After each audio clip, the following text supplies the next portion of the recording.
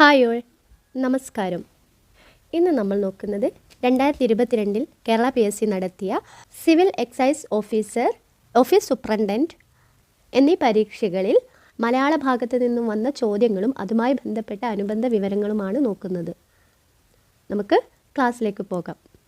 ആദ്യത്തെ ചോദ്യം, ഇരുട്ടത്ത് കണ്ണ് കാണാൻ പ്രയാസമാണ്, ഇരുട്ടത്ത് കണ്ണ് കാണാൻ പ്രയാസമാണ് എന്ന വാക്യത്തിൻ്റെ ശരിയായ രൂപം താഴെ കൊടുത്തിരിക്കുന്നവയിൽ നിന്നും തിരഞ്ഞെടുക്കുക.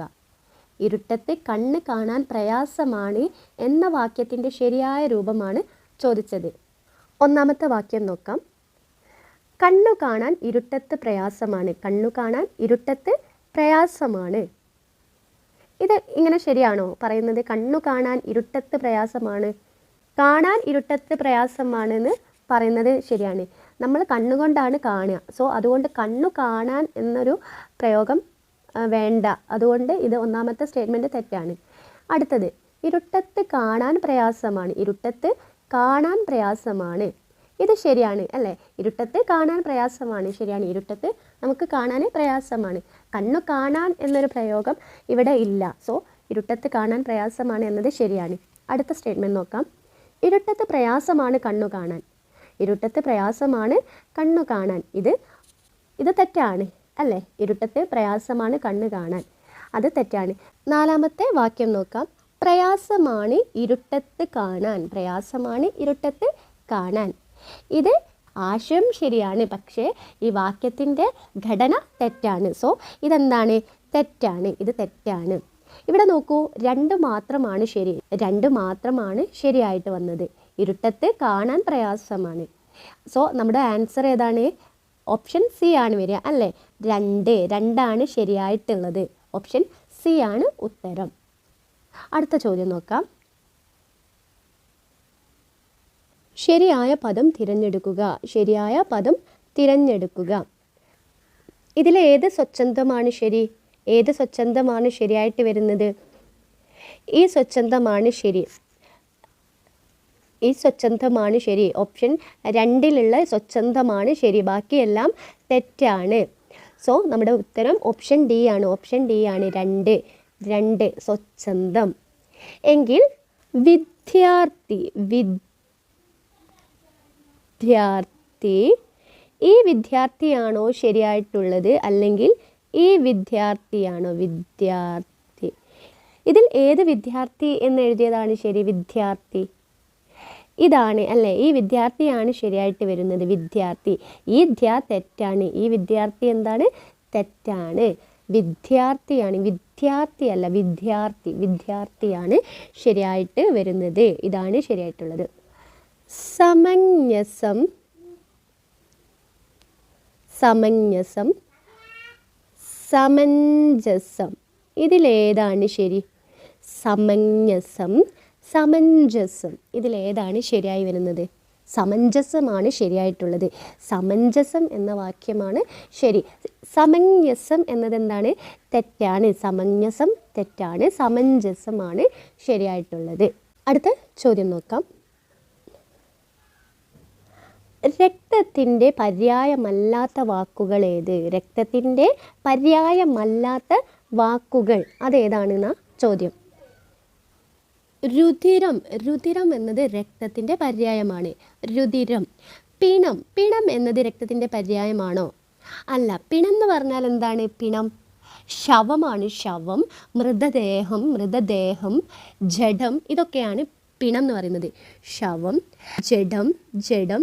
മൃതദേഹം, മൃതദേഹം, മൃതദേഹം എന്ന് പറയുന്നതാണ് എന്ത്? പിണം. ബധിരം, ബധിരം എന്താണ്? കേൾക്കാത്തത്, ശ്രവണശക്തി ഇല്ലാത്തത്, കേൾവി ഇല്ലാത്തത്. ഇതാണ് ബധിരം. സോ ബധിരം എന്താണ്?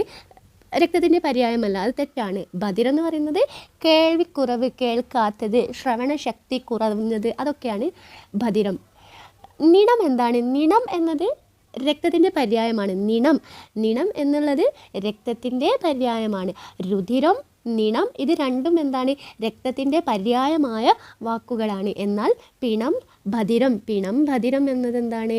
രക്തത്തിൻ്റെ പര്യായമായ വാക്കുകളല്ല. സോ നമ്മുടെ ഉത്തരം ഏതാണ്? 2ഉം 3ഉമാണ്. 2ഉം 3ഉം വരുന്ന ഓപ്ഷൻ ഏതാണ്? 2ഉം 3ഉം. ഓപ്ഷൻ സി ആണ് ഉത്തരം. ഓപ്ഷൻ സി സി ആണ് ഉത്തരം. അടുത്ത ചോദ്യം, ഊട്ടിന് മുൻപും ചൂട്ടിന് പിറകും. ഊട്ടിന് മുൻപും ചൂട്ടിന് പിറകും എന്ന ശൈലി കൊണ്ട് അർത്ഥമാക്കുന്നത് എന്ത്? എന്താണ് ഊട്ടിന് മുൻപും ചൂട്ടിന് പിറകും എന്ന ആ ശൈലിയുടെ അർത്ഥം? കാര്യം നോക്കി പെരുമാറുക. കാര്യം നോക്കി പെരുമാറുക എന്നതാണ്. കാര്യം നോക്കി പെരുമാറുന്നതിനെയാണ് ഊട്ടിന് മുൻപും ചൂട്ടിന് പിറകും എന്ന് അർത്ഥമാക്കുന്നത്. കാര്യം നോക്കി പെരുമാറുക. സോ ഉത്തരം ഓപ്ഷൻ സി ആണ്. 3 ഓപ്ഷൻ സി ആണ് ഉത്തരം. മൂന്നാമത്തെ ശൈലിയാണ് ശരിയായിട്ടുള്ളത്. കാര്യം നോക്കി പെരുമാറുക. എരുമയുടെ കാതിൽ കിന്നാരം വായിക്കുക. എരുമയുടെ കാതിൽ കിന്നാരം വായിക്കുക. ഇതിൻ്റെ ശൈലി, ഈ ശൈലി കൊണ്ട് അർത്ഥമാക്കുന്നത് എന്താണ്? വിലപ്പെട്ടതിനെ നിഷ്പ്രയോജനമായി ആ സ്ഥാനത്ത് ഉപയോഗിക്കുക. വിലപ്പെട്ടതിനെ നിഷ്പ്രയോജനമായി, ഒരു പ്രയോജനവുമില്ലാത്ത സ്ഥാനത്ത് ഉപയോഗിക്കുക. അതുപോലെ തന്നെയാണ് നമ്മൾ ഏറ്റവും പ്രധാനപ്പെട്ട ഒരു കാര്യം മറ്റൊരു വ്യക്തിയോട് പറയുമ്പോൾ ആ കേൾക്കുന്ന വ്യക്തി ആ കാര്യത്തെ വളരെ നിസ്സാരമായി കാണുക. അതിനൊരു വിലയും കൽപ്പിക്കാതെ പെരുമാറുന്ന രീതിക്ക് നമ്മൾ പ്രയോഗിക്കുന്ന ഒരു വാക്യമാണ് എരുമയുടെ കാതിൽ കിന്നാരം വായിച്ചിട്ട് എന്താ കാര്യം? കക്കാത്തവൻ കഴുവേറുക. കഴുവേറുക, കക്കാത്തവൻ കഴുവേറുക. എന്താണ് ഇതുകൊണ്ട് ഉദ്ദേശിക്കുന്നത്? നിരപരാധി ശിക്ഷ അനുഭവിക്കുക എന്നതാണ്. ഒരു തെറ്റും ചെയ്യാത്ത ഒരാൾ അതിൻ്റെ ശിക്ഷ അനുഭവിക്കുക എന്നതാണ് ഉദ്ദേശിക്കുന്നത്. കക്കാത്ത ഒരു വ്യക്തി, കക്കാത്തവൻ കഴുവേറുക. ഒരു തെറ്റും ചെയ്യാത്ത ഒരു വ്യക്തി അതിൻ്റെ ശിക്ഷ അനുഭവിക്കുന്ന ആ ഒരു അവസ്ഥയാണ് ഇതുകൊണ്ട് ഉദ്ദേശിക്കുന്നത്. അടുത്ത ചോദ്യം, തുലാം പ്ലസ് ഇൻ്റെ. തുലാം പ്ലസ് ഇൻ്റെ ചേർത്തെഴുതിയാൽ എന്താ വരിക? തുലാം പ്ലസ് ഇൻ്റെ എന്ന് ചേർത്തെഴുതിയാൽ തുലാത്തിൻ്റെ. തുലാത്തിൻ്റെ എന്നാണ് വരിക. തുലാം പ്ലസ് ഇൻ്റെ, തുലാത്തിൻ്റെ. ഇവിടെ അധിക പേരും തെറ്റിക്കുന്നത് തുലാമിൻ്റെ എന്നായിരിക്കും. തുലാം പ്ലസ് ഇൻ്റെ എന്ന് പറയുമ്പോൾ തുലാമിൻ്റെ എന്ന് തെറ്റിദ്ധരിക്കും. പക്ഷേ തുലാത്തിൻ്റെ ആണ്, തുലാത്തിൻ്റെ എന്നാണ് വരുന്നത്. കാരണം ഇവിടെ ആദേശസന്ധിയാണ്, ആദേശസന്ധിയാണ് വരുന്നത്. എങ്ങനെയാണത് വരുക? ഇവിടെ തുലാം എന്ന വാക്കിലെ ആം എന്ന വർണ്ണനം നഷ്ടപ്പെടുന്നു. ആം എന്ന വർണ്ണനം ഇവിടെ ലാം എന്നാണുള്ളത്. അതെങ്ങനെയാണ് വരുന്നത്?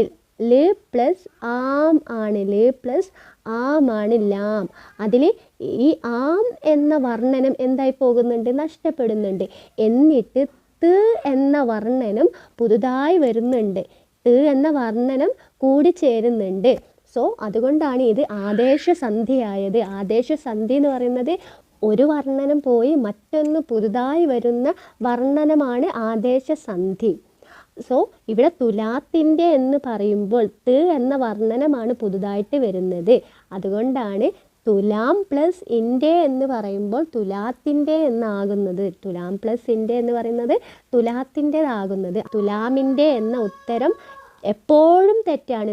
തുലാമിൻ്റെ എന്ന് പറയില്ല, തുലാത്തിൻ്റെ എന്നാണ് പറയുന്നത്. അപ്പോൾ ഉത്തരം ഏതാണ്? ഓപ്ഷൻ സി ആണ്. 2. ഓപ്ഷൻ സി 2 ഉത്തരം. അടുത്ത ചോദ്യം നോക്കാം. അപരാധി എന്ന വാക്കിൻ്റെ സ്ത്രീലിംഗം. അപരാധി എന്ന വാക്കിൻ്റെ സ്ത്രീലിംഗം എന്താണ്? അപരാധി എന്ന വാക്കിൻ്റെ സ്ത്രീലിംഗം അപരാധിനിയാണ്. അപരാധിനി. ഓപ്ഷൻ സി ആണ് ഉത്തരം. അപരാധിനി. അപരാധി എന്ന വാക്കിൻ്റെ സ്ത്രീലിംഗം അപരാധിനി. വിദ്വാൻ. വിദ്വാൻ എന്ന വാക്കിൻ്റെ സ്ത്രീലിംഗം എന്താണ്? വിദ്വാൻ. വിദുഷിയാണ്. വിദുഷി. വിദുഷി. വിദുഷി എന്നാണ്. വിദ്വാൻ, വിദുഷി. വിദ്വാൻ, വിദുഷി. രചയിതാവ്. രചയിതാവ് എന്നതിൻ്റെ സ്ത്രീലിംഗം എന്താണ്? രചയിതാവ്. രചയിത്രി. രചയിത്രിയാണ് രചയിതാവ്. രചയിത്രി. മാതുലൻ. മാതുലൻ. മാതുലൻ എന്നതിൻ്റെ സ്ത്രീലിംഗം എന്താണ്? മാതുലൻ. മാതുലാനി. മാതുലാനി എന്നാണ് മാതുലൻ്റെ സ്ത്രീലിംഗം. മാതുലൻ, മാതുലാനി. കവി. കവിയുടെ സ്ത്രീലിംഗം എന്താണ്? കവി. കവയിത്രി. കവയിത്രി എന്നാണ് കവിയുടെ സ്ത്രീലിംഗം. വിദ്വാൻ, വിദുഷി. വിദ്വാൻ, വിദുഷി. രചയിതാവ്, രചയിത്രി. രചയിത്രി, രചയിതാവ് രചയിത്രി. മാതുലൻ, മാതുലൻ, മാതുലാനി, മാതുലാനി. കവി, കവയിത്രി, കവയിത്രി. അടുത്ത ചോദ്യം നോക്കാം. പൂജക ബഹുവചനം രൂപം കണ്ടുപിടിക്കുക. പൂജക ബഹുവചന രൂപം കണ്ടുപിടിക്കുക. എന്താണ് പൂജക ബഹുവചനം? രൂപം കൊണ്ട് ബഹുവചനവും എന്നാൽ അർത്ഥം കൊണ്ട് അത് ഏകവചനവുമാണ്. രൂപം കൊണ്ട് ബഹുവചനം എന്നാൽ അർത്ഥം കൊണ്ട് ഏകവചനവുമായ പദമാണ് പൂജക ബഹുവചനം. ഏതാണ് ഇതിൽ പൂജക ബഹുവചനമായി വരുന്നത്? വൈദ്യർ എന്നാണ്. വൈദ്യർ അല്ലേ? വൈദ്യർ, വൈദ്യരാണ് ഇതിൽ പൂജക ബഹുവചനം. പൂജക ബഹുവചനത്തിൻ്റെ മറ്റുദാഹരണങ്ങൾ വൈദ്യർ, വൈദ്യർ, ഭാഗവതർ, ഭാഗവതർ, ആചാര്യർ, ആചാര്യർ, ഗുരുക്കൾ, ഗുരുക്കൾ, തമ്പ്രാക്കൾ, തമ്പ്രാക്കൾ, തിരുവടികൾ, സ്വാമികൾ, സ്വാമികൾ, ശാസ്ത്രികൾ, ശാസ്ത്രികൾ, ജ്യോത്സ്യർ, ജ്യോത്സ്യർ, പണിക്കർ, മാരാർ, പത്രാധിപർ, പത്രാധിപർ എന്നാണ് പറയുന്നത്. അത് പൂജക ബഹുവചനമാണ്. പത്രാധിപർ. അവർകൾ, അവർകൾ, അവർകൾ എന്നത് പൂജക ബഹുവചനമാണ്. ന്യായാധിപർ, ന്യായാധിപർ അതും പൂജക ബഹുവചനമാണ്. അപ്പോൾ ഇത്രയുമാണ് പൂജക ബഹുവചനങ്ങൾക്ക് ഉദാഹരണം. അടുത്ത ചോദ്യം നോക്കാം. മരക്കൊമ്പ് പിരിച്ചെഴുതിയാൽ, മരക്കൊമ്പ് പിരിച്ചെഴുതിയാൽ എങ്ങനെയാ വരിക? മരക്കൊമ്പ്, മരം പ്ലസ് കൊമ്പ്, മരം പ്ലസ് കൊമ്പ് എന്നതാണ് മരക്കൊമ്പ്. ഓപ്ഷൻ എ ആണ് ഉത്തരം. മരക്കൊമ്പ്, മരം പ്ലസ് കൊമ്പ്. വിദ്യാർത്ഥി, വിദ്യാർത്ഥി ഇതെങ്ങനെയാണ് പിരിച്ചെഴുതുന്നത്? വിദ്യാർത്ഥി, വിദ്യ പ്ലസ് അർത്ഥി, വിദ്യ പ്ലസ് അർത്ഥി എന്നാണ് പിരിച്ചെഴുതുക. വിദ്യാർത്ഥി. ഗദ്യന്തരം, ഗദ്യന്തരം, ഗദ്യന്തരം എങ്ങനെ പിരിച്ചെഴുതും? ഗദ്യന്തരം, ഗദ്യ പ്ലസ് അന്തരം, ഗദ്യന്തരം, ഗദ്യ പ്ലസ് അന്തരം. ഏകൈക, ഏകൈക, ഏകൈക ഇതെങ്ങനെ പിരിച്ചെഴുതും? ഏകൈക, ഏക പ്ലസ് ഏകയാണ്. ഏക അധികം ഏക, ഇതാണ് ഏകൈക. ഏക പ്ലസ് ഏക. യഥോചിതം, യഥോചിതം, യഥോചിതം എങ്ങനെയാണ് വരുന്നത്? പിരിച്ചെഴുതുമ്പോൾ എങ്ങനെയാണ് വരുന്നത്? യഥാ പ്ലസ് ഉചിതം, യഥാ പ്ലസ് ഉചിതം എന്നതാണ് യഥോചിതം. ശരത്, ചന്ദ്രൻ, ശരത്, ചന്ദ്രൻ എന്നീ വാക്കുകൾ ഒറ്റപ്പദമാക്കിയാൽ, ശരത്, ചന്ദ്രൻ എന്നീ വാക്കുകൾ ഒറ്റപ്പദമാക്കിയാൽ ശരത് ചന്ദ്രൻ, ശരത് ചന്ദ്രൻ എന്നാണ് വരുന്നത്. ഓപ്ഷൻ സി ആണ് ഉത്തരം. ശരത് പ്ലസ് ചന്ദ്രൻ, ശരത് ചന്ദ്രൻ. തപസ്, ഫലം, തപസ്, ഫലം എന്നീ വാക്കുകൾ ഒറ്റപ്പദമാക്കിയാൽ എന്താണ് വരുന്നത്? തപഫലം, തപഫലം, തപഫലം എന്നാണ് വരുന്നത്. തപഫലം, തപസ്, ഫലം, തപഫലം. മനസ്സ്, കാഠിന്യം, മനസ്സ്, കാഠിന്യം ഒറ്റപ്പദമാക്കിയാൽ എന്ത് വരും? മനസ്, കാഠിന്യം, മനസ്സ്, കാഠിന്യം. ഇത് ഒറ്റപ്പദമാക്കിയാൽ എന്താണ് വരുന്നത്? മനക്കാഠിന്യം, മനക്കാഠിന്യം, മനക്കാഠിന്യം, മനക്കാഠിന്യം എന്നാണ് വരുന്നത്. മനസ്സ്, കാഠിന്യം, മനക്കാഠിന്യം. അടുത്ത ചോദ്യം. താഴെ കൊടുത്തിരിക്കുന്നവയിൽ സ്വാതന്ത്ര്യം എന്ന പദത്തിൻ്റെ വിപരീതം. താഴെ കൊടുത്തിരിക്കുന്നവയിൽ സ്വാതന്ത്ര്യം എന്ന പദത്തിൻ്റെ വിപരീതം എന്താണ്? സ്വാതന്ത്ര്യം എന്ന പദത്തിൻ്റെ വിപരീതം പാരതന്ത്ര്യമാണ്. പാരതന്ത്ര്യം. സ്വാതന്ത്ര്യം എന്ന പദത്തിൻ്റെ വിപരീതം പാരതന്ത്ര്യമാണ്. ഓപ്ഷൻ ഡി ആണ് ഉത്തരം. പാരതന്ത്ര്യം. ഭൂമിയുടെ വിപരീത പദം എന്താണ്? ഭൂമി. ഭൂമിയുടെ വിപരീത പദമാണ് ഭുജ. ഭുജ, ഭൂമി, ഭുജ. മനഃപാഠം. മനഃപാഠം എന്നതിൻ്റെ വിപരീത പദം എന്താണ്? ഏട്ടുപാഠം. ഏട്ടുപാഠം എന്നാണ്. മനഃപാഠം എന്നതിൻ്റെ വിപരീതം ഏട്ടുപാഠം. ഭൂമിയുടെ വിപരീത പദം ഭുജ. മനഃപാഠം, ഏട്ടുപാഠം. ശരിയായ രൂപം തിരഞ്ഞെടുക്കുക. ശരിയായ രൂപം തിരഞ്ഞെടുക്കുക. ഏതാണ് ശരിയായിട്ടുള്ളത്?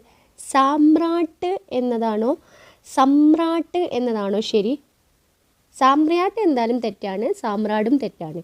ഈ രണ്ടിലും ഏതാണ് ശരിയായിട്ട് വരുന്നത്? സാമ്രാട്ട് എന്നാണോ സമ്രാട്ട് എന്നാണോ? സമ്രാട്ട് എന്നാണ്. സമ്രാട്ട് എന്നാണ് ശരിയായി വരുന്നത്. ഓപ്ഷൻ ബി ആണ് ഉത്തരം. സാമ്രാട്ട് എന്നത് തെറ്റാണ്. സാമ്രാട്ട് അല്ല, സമ്രാട്ട് എന്നതാണ്. പൊൻകുടം. പൊൻകുടം എന്നതാണോ പൊൽക്കുടം എന്നതാണോ ശരിയായി വരുന്നത്? പൊൻകുടം അല്ലെങ്കിൽ പൊൽക്കുടം. ഇതിലേതാണ് ശരിയായി വരുന്നത്? ഇതിലേതാണ് ശരിയായി വരുന്നത്? പൊൽക്കുടമാണ്. പൊൽക്കുടം എന്നതാണ് ശരിയായി വരുന്നത്. പൊൻകുടം തെറ്റാണ്. പൊൻകുടം തെറ്റാണ്. പൊൽക്കുടം. പൊൽക്കുടം എന്നാണ് പറയുന്നത്. അടുത്ത ചോദ്യം നോക്കാം. ചുവടെ കൊടുത്തിരിക്കുന്നവയിൽ കൊന്നപ്പൂവ് എന്ന് അർത്ഥം വരുന്ന പദം ഏത്? ചുവടെ കൊടുത്തിരിക്കുന്നവയിൽ കൊന്നപ്പൂവ് എന്നർത്ഥം വരുന്ന പദം ഏത്? കൊന്നപ്പൂവ് എന്നർത്ഥം വരുന്ന പദം ഏതാണ്? കർണികാരം. കർണികാരം എന്നാണ് കൊന്നപ്പൂവിന് പറയുന്ന മറ്റൊരു പേര്. കർണികാരം. ഓപ്ഷൻ ഡി ആണ് ഉത്തരം. കർണികാരം. കല്ലോലം. കല്ലോലം എന്ന് പറഞ്ഞാൽ എന്താ? കല്ലോലം. കല്ലോലം. കല്ലോലം എന്ന് പറഞ്ഞാൽ തിരയാണ്. കല്ലോലം എന്താണ്? തിരയാണ്. കല്ലോലം തിര. കർണികാരം കൊന്നപ്പൂവ്. കേകി. കേകി എന്താണ്? കേകി. കേകി പറയുന്നത് മയിൽ. മയിലാണ് കേകി. കല്ലോലം. കല്ലോലം തിരയാണ്. കർണികാരം കൊന്നപ്പൂവ്. കേകി മയിൽ. കേകി മയിലാണ്. ദ്വന്ദ്വ സമാസത്തിൽ ഉൾപ്പെടാത്ത പദം ഏത്? ദ്വന്ദ്വ സമാസത്തിൽ ഉൾപ്പെടാത്ത പദം ഏത്? എന്താണ് ദ്വന്ദ്വ സമാസം? ദ്വന്ദ്വ സമാസം എന്ന് പറഞ്ഞാൽ എന്താണ്? രണ്ടോ അതിലധികമോ വാക്കുകൾ തമ്മിൽ സമാസിക്കുമ്പോൾ പൂർവ്വപദങ്ങൾക്കും ഉത്തരപദങ്ങൾക്കും തുല്യ പ്രാധാന്യമുണ്ടെങ്കിൽ അതിനെ ദ്വന്ദ്വ സമാസം എന്ന് പറയാം. രണ്ടോ അതിലധികമോ വാക്കുകൾ കൂടിച്ചേരുമ്പോൾ പൂർവ്വപദങ്ങൾക്കും ഉത്തരപദങ്ങൾക്കും തുല്യമായ പ്രാധാന്യമുണ്ടെങ്കിൽ അതിനെ ദ്വന്ദ്വ സമാസം എന്ന് പറയാം. ഉദാഹരണത്തിന് അച്ഛനമ്മമാർ. അച്ഛനമ്മമാർ. ഇവിടെ അച്ഛൻ അമ്മ എന്ന രണ്ട് തുല്യ പ്രാധാന്യമുള്ള പദങ്ങളാണ്. അച്ഛനും അമ്മയും. തുല്യ പ്രാധാന്യമായ അച്ഛൻ അമ്മ, അച്ഛൻ അമ്മ എന്നീ പദങ്ങൾ ചേർന്നുണ്ടായതാണ് അച്ഛനമ്മമാർ. അപ്പോൾ ഇതൊരു ദ്വന്ദ്വ സമാസമാണ്. അച്ഛനും അമ്മയും തുല്യ പ്രാധാന്യമാണ്. അതുപോലെ കൈകാലുകൾ. കൈകാലുകൾ എന്നത് ദ്വന്ദ്വ സമാസമാണ്. കൈയും കാലും അല്ലേ? കൈ കാലുകൾ അത് രണ്ടും തുല്യ പ്രാധാന്യമുള്ള പദങ്ങളാണ്. സുഖദുഃഖങ്ങൾ. സുഖദുഃഖങ്ങൾ അതും തുല്യ പ്രാധാന്യമുള്ള രണ്ട് പദങ്ങളാണ് അല്ലേ? സുഖം ദുഃഖം ഒരേപോലെ ഈക്വലി ഇമ്പോർട്ടൻ്റ് ആണ്. സുഖദുഃഖങ്ങൾ. മാതാപിതാക്കൾ. മാതാപിതാക്കൾ ഇതും എന്ത് തന്നെയാണ്? ദ്വന്ദ്വ സമാസമാണ്. മാതാവ് പിതാവ് ഈ രണ്ട് പദങ്ങളും തുല്യ പ്രാധാന്യമുള്ളതാണ്. എന്നാൽ ആഹാരാദികൾ. ആഹാരാദികൾ എന്നതെന്തല്ല? ദ്വന്ദ്വ സമാസമല്ല. ആഹാരാദികൾ ഇത് തെറ്റാണ്. ഇവിടെ ചോദിച്ചത് എന്തായിരുന്നു? ദ്വന്ദ്വ സമാസത്തിൽ ഉൾപ്പെടാത്ത പദം ഏത് എന്നായിരുന്നു. ഏതാണ് ഉൾപ്പെടാത്തത്? ഓപ്ഷൻ ബി ആണ്. ആഹാരാദികൾ എന്ന പദം എന്തല്ല? ദ്വന്ദ്വ സമാസമല്ല. അപ്പോൾ ഉത്തരം ഏതാണ്? ഓപ്ഷൻ ബി ആണ് ഉത്തരം. കുറച്ച് ദ്വന്ദ്വ സമാസങ്ങൾ നോക്കാം. കൈക്കാൽ, കയ്യും കാലും. കൈക്കാൽ എന്ന് പറയുന്നത് കയ്യും കാലും. രാപ്പകൽ. രാവും പകലും. രാപ്പകൽ രാവും പകലും. വരവു ചെലവ്. വരവു ചെലവ് വരവും ചെലവും. വരവും ചെലവും. അടിപിടി. അടിപിടി അടിയും പിടിയും. ആനമയിലൊട്ടകം. ആനമയിലൊട്ടകം ആനയും മയിലും ഒട്ടകവും. ചരാചരങ്ങൾ. ചരാചരങ്ങൾ ചരങ്ങളും അചരങ്ങളും. ദേവാസുരന്മാർ. ദേവാസുരന്മാർ ദേവന്മാരും അസുരന്മാരും. രാമലക്ഷ്മണന്മാർ.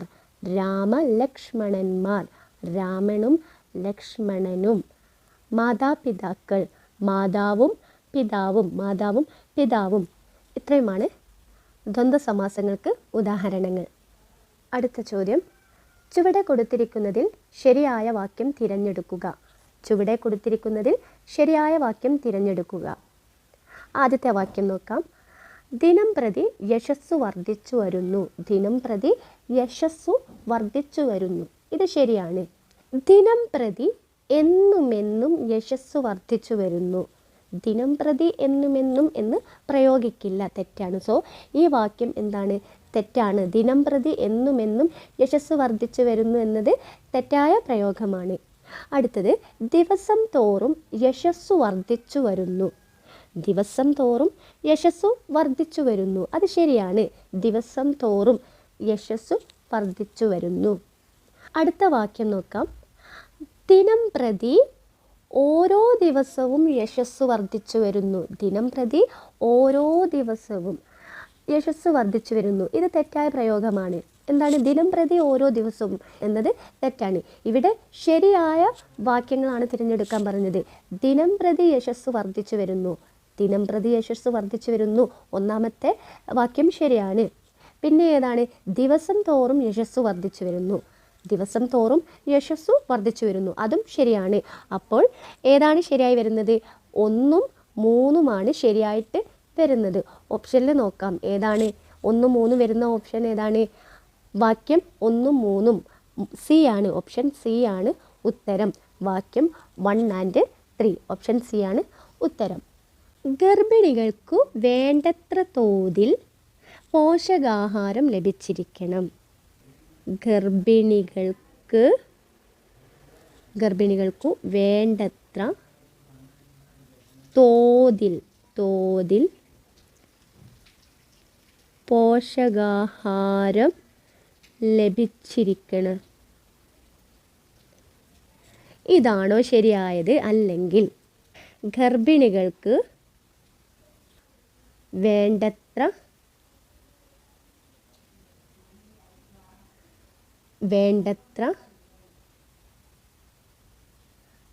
പോഷകാഹാരം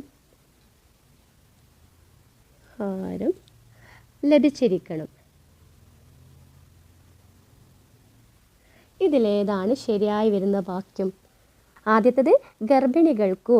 ഇവിടെ കൾ എന്ന് എഴുതാൻ മറന്നു പോയതാണ്. ഗർഭിണികൾക്കു വേണ്ടത്ര തോതിൽ പോഷകാഹാരം ലഭിച്ചിരിക്കണം. ഗർഭിണികൾക്കു വേണ്ടത്ര പോഷകാഹാരം ലഭിച്ചിരിക്കണം. ഗർഭിണികൾക്ക് വേണ്ടത്ര തോതിൽ പോഷകാഹാരം ലഭിച്ചിരിക്കണം. ഇത് തെറ്റാണ്. കാരണം എന്താ? വേണ്ടത്ര തോതിൽ എന്ന സമാന അർത്ഥമുള്ള വാക്യമുണ്ട്. സോ ഇത് തെറ്റാണ്. ഗർഭിണികൾക്ക് വേണ്ടത്ര തോതിൽ പോഷകാഹാരം ലഭിച്ചിരിക്കണം എന്നത് തെറ്റാണ്. രണ്ടാമത്തെ സ്റ്റേറ്റ്മെൻറ്റിൽ ഗർഭിണികൾക്ക് വേണ്ടത്ര പോഷകാഹാരം ലഭിച്ചിരിക്കണം. ഇത് ശരിയാണ്. ഗർഭിണികൾക്ക് വേണ്ടത്ര പോഷകാഹാരം ലഭിച്ചിരിക്കണം.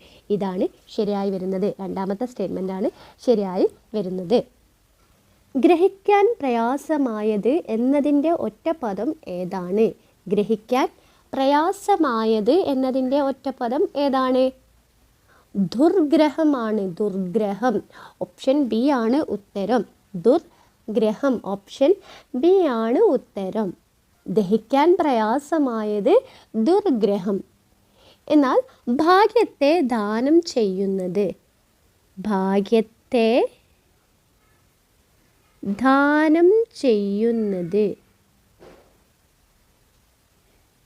ഇതിൻ്റെ ഒറ്റപ്പദം എന്താണ്? ഭാഗ്യത്തെ ദാനം ചെയ്യുന്നത് ഭാഗ്യപ്രധാനം. ഭാഗ്യപ്രധാനം എന്നാണ്. ഭാഗ്യപ്രധാനം.